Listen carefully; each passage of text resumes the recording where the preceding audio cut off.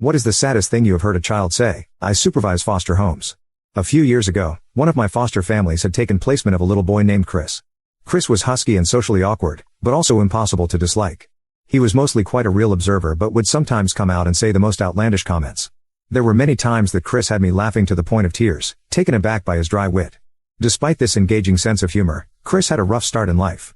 He had never met his father and his mother had died of a drug overdose several years prior. Chris had bounced in and out of 7 different foster homes by the time I met him.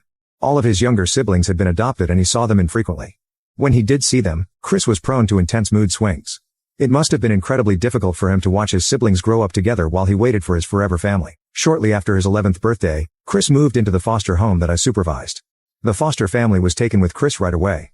They'd always wanted a child and they seemed to relish in acting out their dream of parenthood immediately. They spoiled Chris, taking him on expensive shopping trips and excursions. Their intentions were good.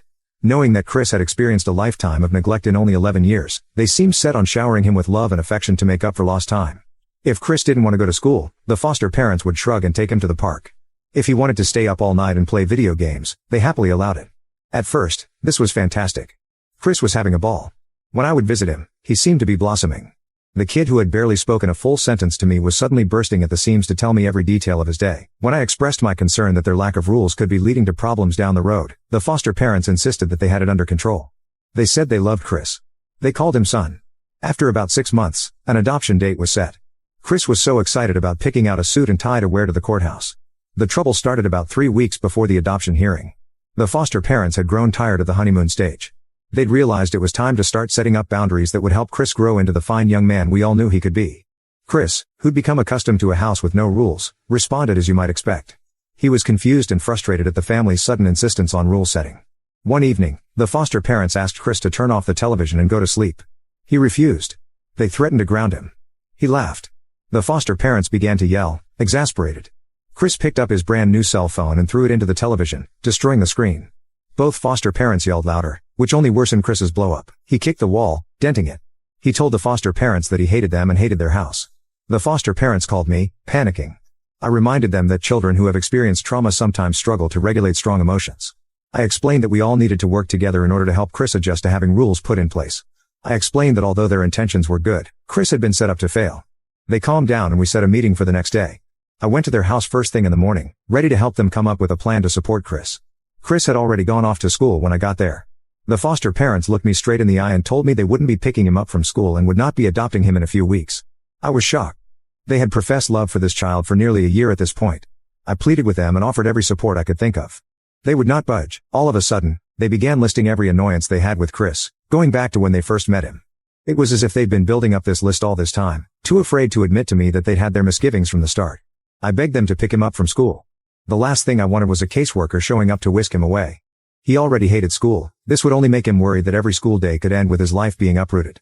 They were too worn down, too guilty, and too upset. I picked Chris up from school. When he got into my car, I could see that he knew what was happening. His round face was knotted in concern, his eyes filling with tears. He begged me with a desperation that I've never seen in a child. He wanted me to tell the parents he was sorry, that he would never mess up again if they agreed to keep him. I told him that it wasn't his fault, that parents need to understand that all people make mistakes. I told him he deserved someone who would be patient with him. I drove Chris to a new foster home with a lovely set of people who, unfortunately, could only take him in for a few days due to their housing setup. When we got there, he didn't want to go in. We sat on the front lawn for almost 2 hours. He was really quiet, just leaning back into the grass with his hands on his stomach. Finally, as it started to get dark, he tapped me on the shoulder. I'm not going to get adopted, am I? Chris's voice was small, barely a whisper. Although I wanted to tell him this wasn't true, I've learned never to make a promise I cannot 100% keep. What makes you say that, Chris? I'm messed up. If I didn't mess up so much, someone would love me. I'm a bad kid. Chris looked at me with these big, brown eyes and I knew in my heart that he believed those words without a hint of doubt. In all that had happened to him, Chris had learned that he was unlovable. It was the most devastating moment of my career to look at a child whose grief was so deeply etched into his own sense of being. That's a belief that I knew Chris would battle his entire life. Some good did come from this horrible experience, however. Desperate to find a loving home for him, his caseworker contacted his maternal side of the family and explained what had happened.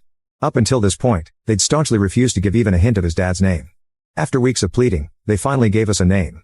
Unfortunately, Chris's dad had died years before, but he had a brother.